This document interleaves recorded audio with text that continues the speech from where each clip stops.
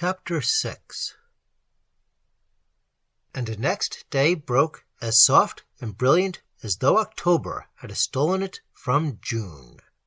The Alps gleamed through an almost summery haze across the lake. The air held no hint of coming winter, and the Jura Mountains wore the true blue of memory in Hendrik's mind. Patches of red and yellow splashed the great pine woods here and there where beech and ash put autumn in the vast dark carpet. The tutor woke clear-headed and refreshed. All that had happened the night before seemed out of proportion and unreasonable. There had been exaggerated emotion in it, in himself, because he returned to a place still charged with potent memories of youth, and in Lord Ernie, because the lad was overwrought by the electrical disturbance of the atmosphere. The nearness of the ancestral halls, which they both disliked, had emphasized it. The ominous wild weather had favored it, and the coincidence of these pagan rites of superstitious peasants had focused it all into a melodramatic form with an added touch of the supernatural that was highly picturesque and dangerously suggestive. Hendricks recovered his common sense. Judgment asserted itself again. Yet, for all that, certain things remained authentic. The effect upon the boy was not illusion, nor his words about fire and wind mere meaningless invention. There hid some undivined and significant correspondence between the gaps in his deficient nature and these two turbulent elements. The talk with Lisanne, as the conduct of his wife, remained authentic. Those facts were too steady to be dismissed, the pasteur too genuinely in earnest to be catalogued in dream. Neither daylight nor common sense could dissipate their actuality. Truth lay somewhere in it all. Thus the day, for the tutor, was a battle that shifted with varying fortune between doubt and certainty. In the morning his mind was decided. The wild experiment was unjustifiable. In the afternoon, as the sunshine grew faint and melancholy, it became interesting, for what harm could come of it? But towards evening, when shadows lengthened across the purple forests, and the trees stood motionless in the calm and windless air, the adventure seemed, as it had seemed the night before, not only justifiable, but right and necessary. It only became inevitable, however, when, after tea together on the balcony, Lord Ernie, mentioning the subject for the first time that day, asked pointedly what time the pasteur expected them to supper. Then, noticing the flash of hesitancy in his companion's eyes, added in his strange, deep voice, "You promised we should go."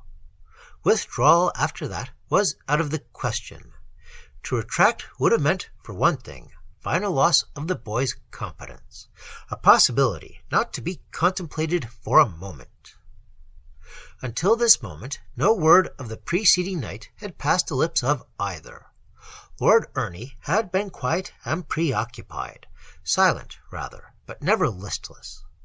He was peaceful, perhaps subdued a little, yet with a suppressed energy in his bearing that Hendricks watched with secret satisfaction.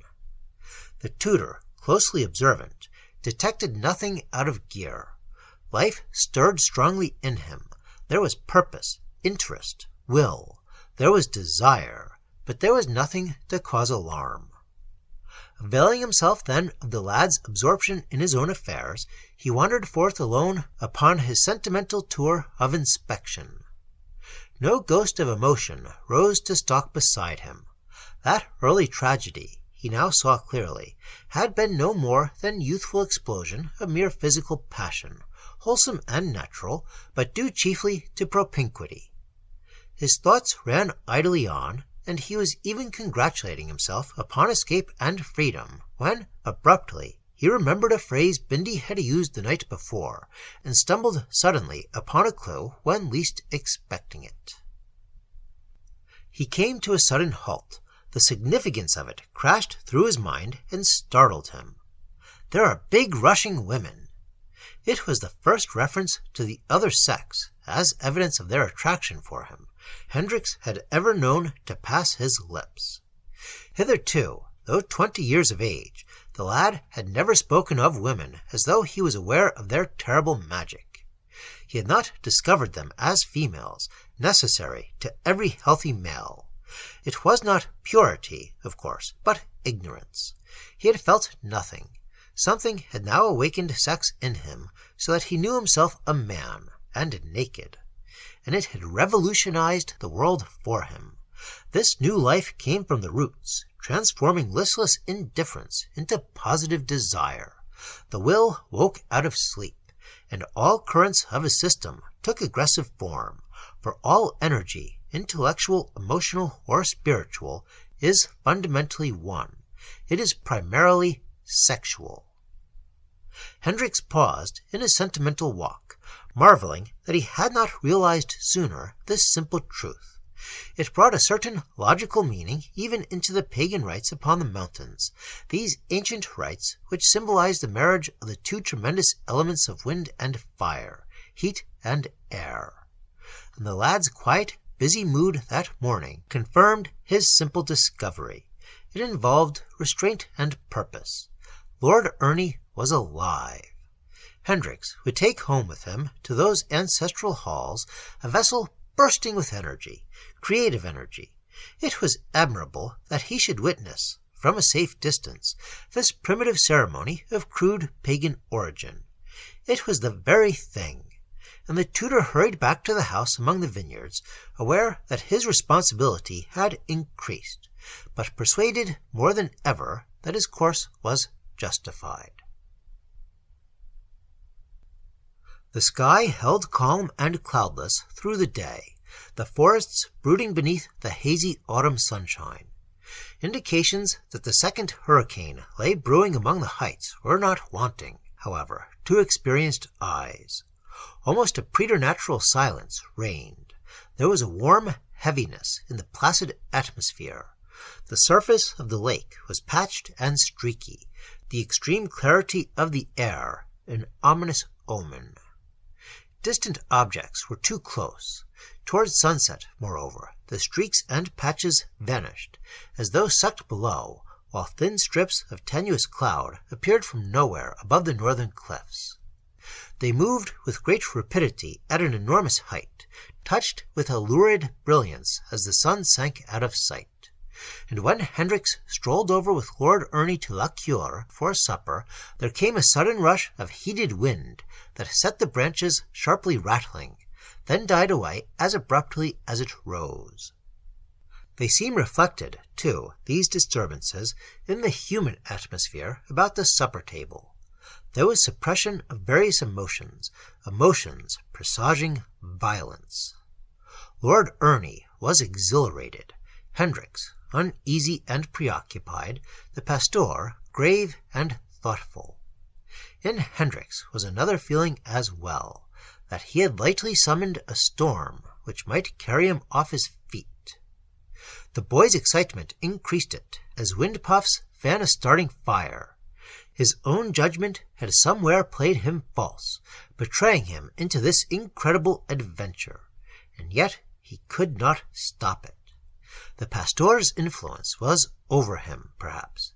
He was ashamed to turn back. He was committed. The unusual circumstances found the weakness in his character. For somewhere in the preposterous superstition there lay a big, forgotten truth. He could not believe it, and yet he did believe it. The world had forgotten how to live truly close to nature. A desultory conversation was carried on, chiefly between the two men, while the boy ate hungrily, and Madame Elisson watched her husband with anxiety as she served the simple meal. "So you are coming with us, and you like to come?" the pasteur observed quietly, Hendricks translating. Lord Ernie replied with a gesture of unmistakable enthusiasm. "A wild lot of men and women, Laysan went on, keeping his eye hard upon him, with an interesting worship of their own, copied from very ancient times. They live on the heights, and mix little with us valley folk. You shall see their ceremonies to-night. They get the fire and wind into themselves, don't they? Asked the boy keenly, and somewhat to the distress of the translator, who rendered it, They get into wind and fire. They worship wind and fire, Laysan replied, and they do it by means of a wonderful dance that somehow imitates the leap of flame and the headlong rush of wind. If you copy the movements and gestures of a person, you discover the emotion that causes them. You share it. Their idea is, apparently, that by imitating the movements, they invite or attract the force, draw these elemental powers into their systems, so that in the end... He stopped suddenly, catching the tutor's eye. Lord Ernie seemed to understand without translation.